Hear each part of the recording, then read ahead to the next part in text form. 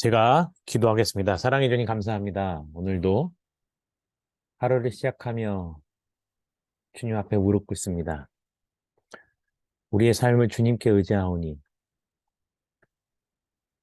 하나님께서 우리에게 남겨주신 그 말씀을 이 세상을 살아가는 우리의 삶의 기준 삼아 살아가게 하여 주시옵고 이 말씀을 그저 읽고 외우는 것으로 끝나는 것이 아니라 말씀을 마음 가운데 새겨 말씀대로 살아가다가 말씀대로 승리하는 저희들이 되게 하여 주시옵소서. 예수님의 이름으로 감사드리며 기도드립니다. 아멘. 이 시간 다 함께 말씀 봉독하겠습니다. 본문 말씀 마태복음 7장 21절에서 29절까지의 말씀입니다.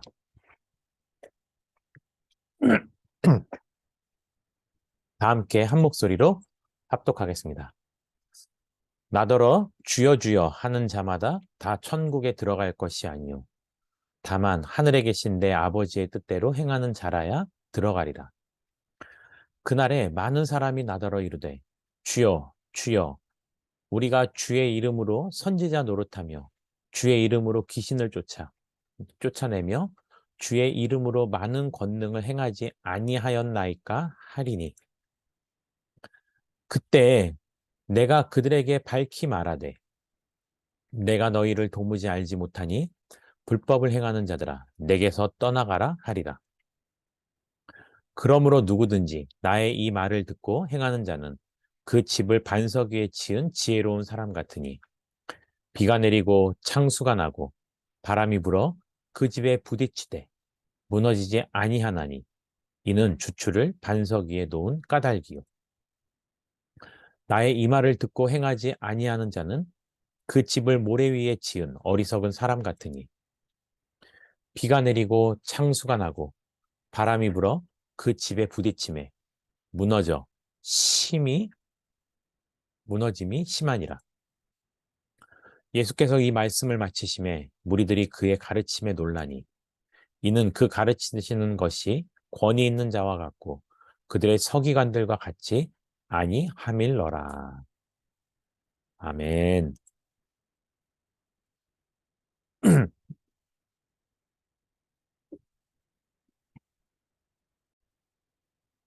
오늘 말씀은 거짓 제자와 참 제자란 제목으로 말씀을 증거하도록 하겠습니다. 예수님께서 오늘 본문에는요, 단지 결과만을 가지고서 자기의 행위만을 가지고서 자신의 믿음을 스스로 평가하는 사람들에 대해서 거짓 제자로 말씀하고 계십니다. 오늘 본문 말씀 21절에서 23절을 보면요. 과정이 아니라 결과만을 중요시 여기고 그 나타나는 결과를 따라서 자기의 신앙을 스스로 평가하는 사람들에 대해서 이렇게 말씀하고 계십니다. 나더러 주여 주여 하는 자마다 다 천국에 들어갈 것이 아니라는 거죠. 왜 그럴까요? 사람들이 듣도록 자기의 겉으로 나타나는 행위로서 주여 주여라고 아무리 외치는 사람이라 하더라도요. 물론 여기서 그렇게 말하고 외치는 것이 틀렸다라는 말은 아닙니다. 그렇게 말을 하고도 자신이 말하는 것만큼 행하지 않는 자들은 결단코 천국에 들어갈 수 없다라는 것입니다. 이 뒷절에 보면요. 우리가 입으로 고백하는 것이 얼마나 중요한지를 말하고 있습니다. 그런데 고백은요, 곧 행함이 동반되어야 되는 것입니다. 여기서 잠시 우리가 성경에 나오는 단어 하나를 살펴보고 가겠습니다. 이 구약 성경에 사용된 기노스코라는 헬라어가 있는데요. 그것은 알다라는 뜻입니다. 그 기노스코, 알다라는 뜻을 해석하면요. 우리는 알다라는 것을 입력으로만 생각하는 경우가 굉장히 많은데 성경이 말하는 알다라는 것은 입력과 함께 출력을 동시에 할 줄 아는 것을 안다라고 말하고 있습니다. 즉, 여호와를 알라라고 표현할 때 하나님을 알고 있으라는 것은요. 그것을 입력할 뿐만 아니고 그것을 다시 출력하여서 자신이 알고 있는 그 말씀대로 살아가는 것을 우리에게 말하고 있다라는 겁니다. 많이 배워도요. 그것을 알고는 있지만 사용하지 못하는 사람들이 얼마나 많이 있습니까? 특히 성경은 더더욱 그렇습니다. 우리가 많은 성경을 물론 읽어야죠. 암송해야죠. 그것을 필사로 써야죠. 근데 그렇게 하고도 성경 말씀대로 살아가지 못하는 모습이 우리 가운데 너무나 많이 있다라는 겁니다. 22절에 보니까요. 그날에 많은 사람이 나더러 이르되 주여 주여 우리가 주의 이름으로 선지자 노릇을 하며 주의 이름으로 귀신을 쫓아내며 주의 이름으로 많은 권능을 행하지 아니하였나이까 라고 말을 하는 사람들이 있다라는 겁니다. 굉장한 일들을 행한 거죠. 근데 그렇게 주님의 이름으로 굉장한 일을 했어도요. 예수님께서 그들을 향해서 이렇게 말하는 겁니다. 그때 내가 그들에게 밝히 말하되 여기서 밝히 말한다라는 것은요.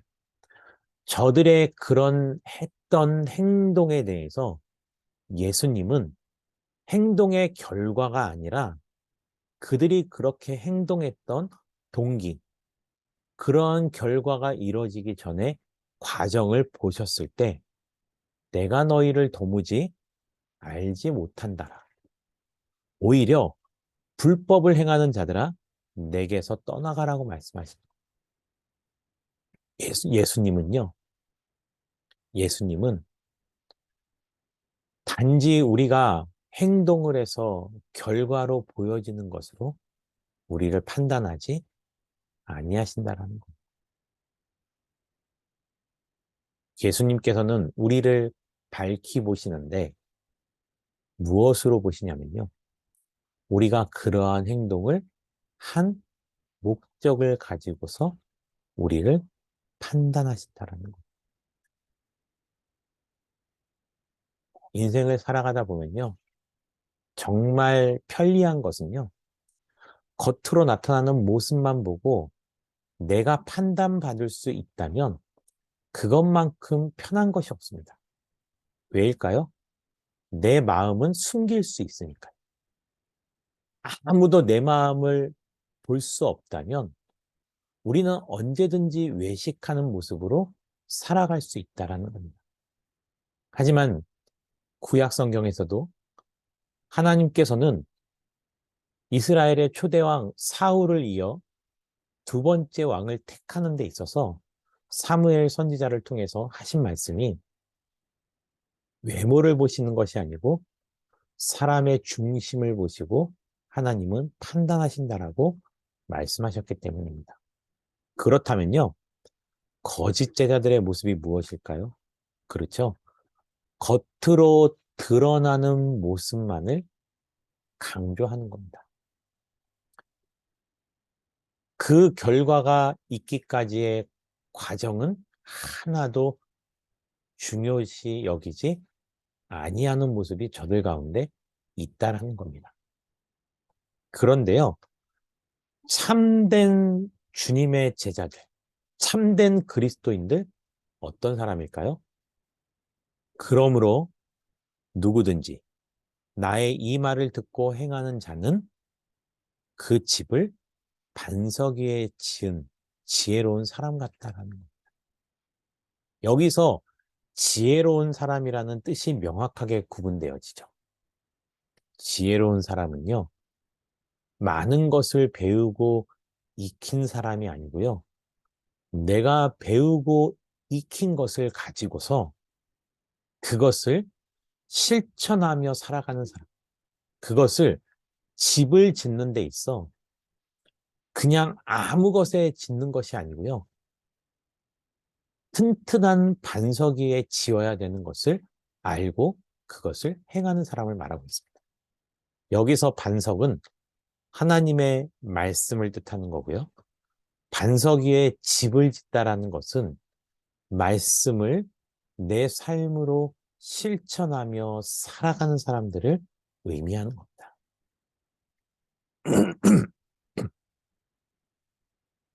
그런데요, 말씀을 실천하며 살아가는 것이 왜 어려운지 아십니까? 25절에 보면요. 비가 나고 창수가 나고 바람이 불매 그 집에 부딪히되 무너지지 아니하나니. 이것들은요, 우리의 인생 가운데 끊임없이 우리를 흔드는 수많은 요소들을 말하고 있습니다. 그렇게 살다간 죽어. 그렇게 살다고, 그렇게 산다고 해서 성공하는 게 아니야. 교회 가면 밥 먹여주니? 하나님이 돈을 주니? 밥 먹고 사는 건 직장이야. 이런 식으로 우리가 하나님의 말씀을 듣고 말씀대로 살아가려고 하는 우리의 모습을요, 송두리째 흔들어 버린다라는 거.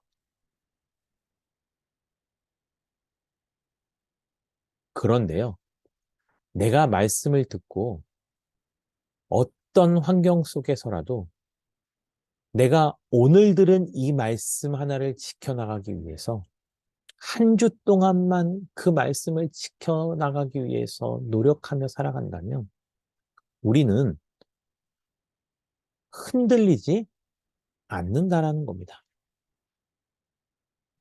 그런데요, 참되지 않은 거짓된 그리스도인들, 썬데이 크리스찬, 유사 그리스도인들, 무엇일까요?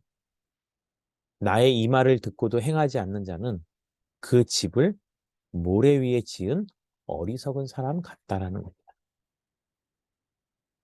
그런 사람은요, 비가 내리고 창수가 나고 바람이 불어 그 집에 부딪힘에 무너져서 그 무너짐이 심하다라는 거예요. 결국은 우리는 흔들리지 않는 삶을 살아가기 위해서는 하나님의 말씀을 우선적으로 잘 듣고 배우는 자세가 필요하고요. 듣고 배우는 것만큼 그 말씀을 실천하며 살아가는 모습이 우리에게 필요하다는 거예요. 생명이 되어 더욱 아름답게 살아가야 될 우리의 사명. 생명력을 가질 수 있는 방법이 무엇일까요? 말씀을 실천하며 살아가는 것입니다. 그리고 마지막 절 28절에서 29절에서 이렇게 말하고 있습니다. 그렇게 말씀을 실천하며 살아가야 되는 모습. 이렇게 가르치는 예수님에 대해서 사람들은 이렇게 평가합니다. 왜일까요? 그 전에 있었던 수많은 랍비들은요, 율법을 잘 가르치긴 했던 거죠. 근데 그들이 율법을 가르쳤던 이유는 뭘까요? 자기도 그렇게 율법을 지켜 살아가지 못하지만 그저 그것을 가르치는 것에 지나지 않았다라는 겁니다.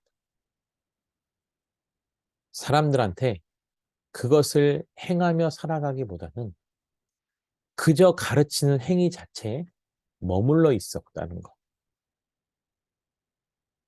자신도 그렇게 행하지 못하기 때문에 사람들에게 그렇게 살아가라고 말할 수 없는 거죠. 예수님은 어땠을까요? 예수께서 이 말씀을 마치심에 무리들이 그의 가르침에 놀랐다라고 말을 했습니다. 사실 당연한 거 아닐까요? 그럼에도 불구하고 예수님의 이런 가르침에 놀랐던 것은 예수님이 친히 말씀에 순종하며 살아가는 분이었기 때문입니다. 그리고 그것을 있는 그대로 사람들에게 전하며 너희도 이 말씀을 지켜 행하라는 것이죠. 권위라는 게 무엇일까요?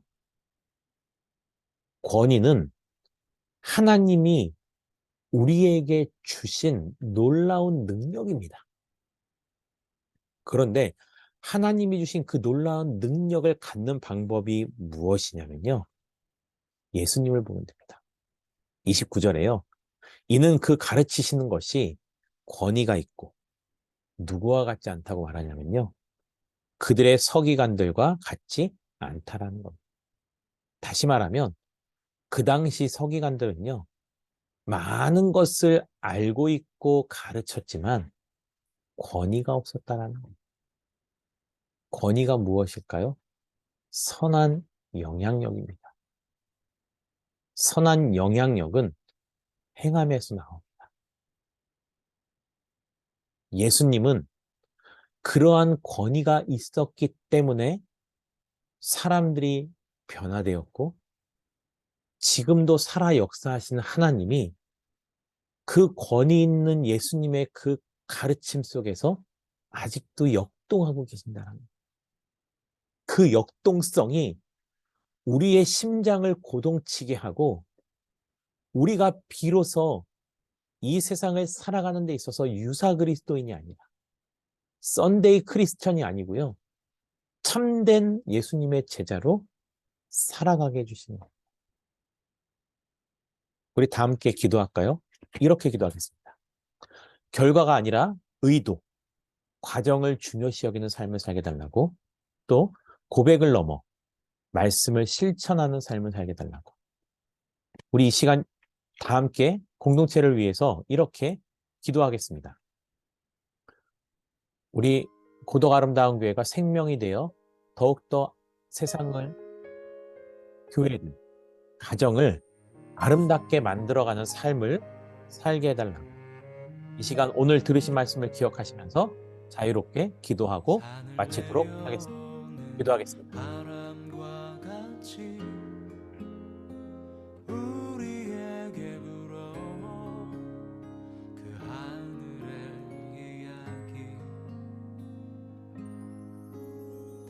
우리 마음 자유케 하던 그 나사렛에서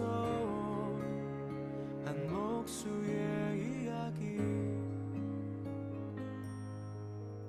나와 같은 이도 복이 있다던 이전엔 한 번도 듣지 못한 이야기 우리 이마에 맺혀있는 땀들 진저리 쓰다듬던 예수님의 이야기 메마른 땅 위에 내리는 비처럼 흐르는 내 땀방울로 부는 바람처럼 나를 향하신 그분의 마음 널 사랑한다 참 귀하다